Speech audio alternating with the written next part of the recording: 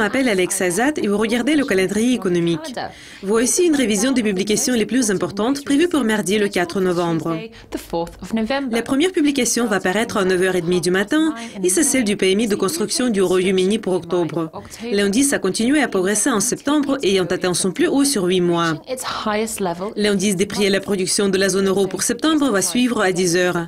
L'indice a légèrement reculé en août et la baisse des coûts de l'énergie a contribué le plus au recul. La balance commerciale des États-Unis pour septembre va paraître à 13h30 GMT. Le déficit commercial a connu une légère amélioration en août, comme les exportations ont dépassé les importations. L'homologue canadien de cette publication va paraître à la même heure. La balance commerciale a surpris à la baisse en août, comme elle est devenue négative après être restée au même niveau pendant 3 derniers mois. Les commandes d'usines des États-Unis pour septembre seront disponibles à 15h.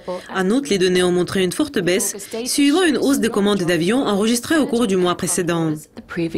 Le rapport sur l'emploi du 3e trimestre de la Nouvelle-Zélande, qui est bien surveillé, va paraître à 9h45 du soir. Le taux de chômage a reculé plus que prévu au 2e trimestre, ayant atteint son plus bas sur 5 ans. La performance de l'indice des services de l'Australie pour octobre va paraître à 10h30 du soir. L'indice a perdu 4 points en septembre et il reste au-dessous du niveau de 50 points indiquant la croissance depuis 7 mois.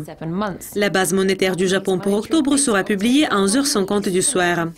La croissance annuelle de la base monétaire s'est décélérée en septembre par rapport à 40,5% enregistré au cours du mois précédent. L'indice des prix des magasins BRC du Royaume-Uni pour octobre va paraître à minuit et 1 minute. Les prix des magasins reculent depuis 17 mois. Et la dernière publication va paraître à 1h30 et c'est celle du bénéfice net en espèces du Japon pour septembre. Les salaires ont continué à progresser en août, mais ils ne pouvaient pas rattraper le taux d'inflation.